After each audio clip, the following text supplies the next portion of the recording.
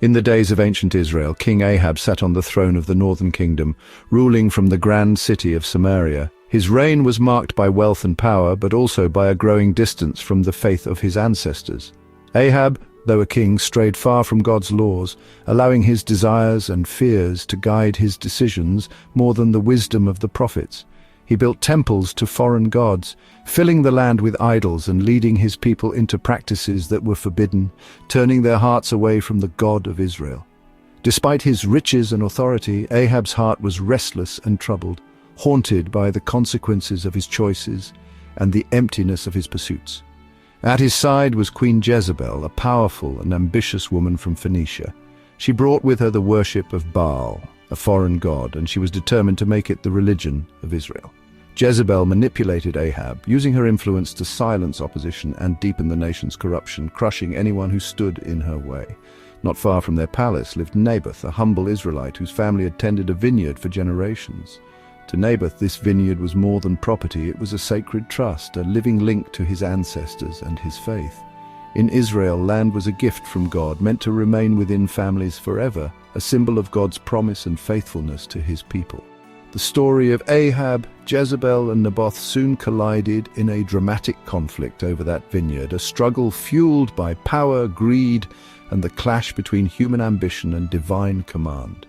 The events that unfolded in Jezreel exposed the deep corruption festering within Israel's leadership and the heavy cost of turning away from justice and faith. But in the midst of darkness, a prophet of God would rise to confront the king and queen, setting the stage for a dramatic showdown that would shape Israel's destiny. In the heart of ancient Israel, King Ahab looked out from his grand palace and his eyes fell upon a vineyard that lay just beyond his walls. It was Naboth's vineyard, a patch of land lush and green, lovingly tended for generations. The king became captivated by its beauty and location, imagining how perfect it would be for his own royal vegetable garden. The more he thought about it, the more he wanted it. His desire quickly turned into an obsession. Eager to make the vineyard his own, Ahab approached Naboth with what he believed was a generous offer. He would trade a better vineyard or pay a handsome sum of money. To the king, it seemed like a straightforward business deal, but Naboth stood his ground, respectfully refusing the king's offer. "The Lord forbid that I should give you the inheritance of my fathers," he replied, his voice steady and unwavering. To Naboth, the vineyard was far more than land. It was a sacred trust, a living memory of his ancestors and a gift from God. No amount of money or promise of a better field could tempt him to part with it.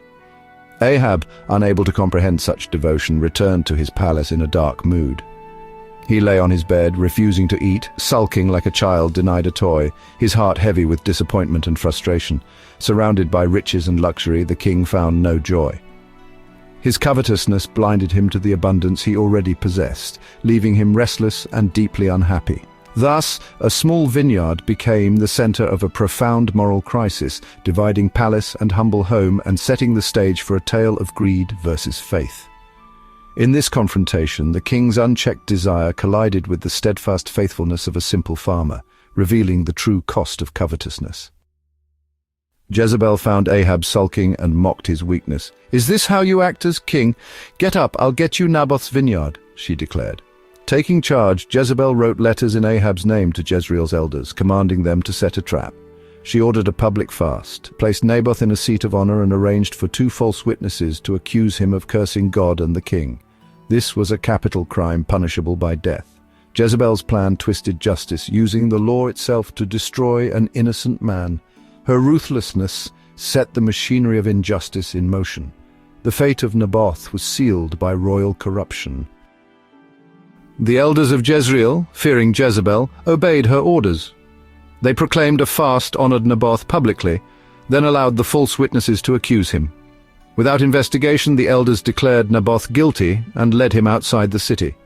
The community, deceived by their leaders, stoned Naboth to death. An innocent man was murdered under the guise of law and religion. The elders reported back, "Naboth is dead." Jezebel, triumphant, told Ahab to claim the vineyard. With Naboth gone, the king took possession, blind to the cost of his greed.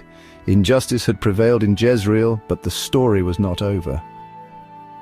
As Ahab went to claim Naboth's vineyard, he believed his power had secured him a prize, but He did not realize that his actions had set in motion consequences far beyond his control. God sent Elijah the prophet to confront him at the very place of his wrongdoing, bringing with him a message that would shake the king to his core. Elijah declared, "You have sold yourself to do evil in the eyes of the Lord. Your greed and injustice have not gone unnoticed." In the very place where dogs licked Naboth's blood, a sign of the innocent life taken, dogs will lick your blood, yes, yours. The words echoed with a chilling certainty, sealing Ahab's fate. God's judgment would fall not only on Ahab, but on his entire house for their crimes, ensuring that the legacy of injustice would not go unpunished. Jezebel too would meet a gruesome end, her own deeds returning upon her in a moment of reckoning. This story foreshadows a greater injustice yet to come, a shadow stretching across centuries. Centuries later, Jesus would be condemned by false witnesses and executed, though he was blameless, suffering at the hands of corrupt power. The innocent suffering for the guilty, a pattern repeated through history, reminding us of the cost of injustice. Naboth's fate warns of the dangers of unchecked power and the pain inflicted when the voiceless are silenced. Yet the story also assures us of the certainty of divine justice, a justice that may be delayed but never denied. Even when evil seems to triumph and the wicked celebrate, their victories are fleeting. God sees all, and justice will come, bringing hope to the oppressed and a warning to the oppressor. The Vineyard of Jezreel stands as a timeless lesson in faith, the dangers of corruption and the enduring power of truth.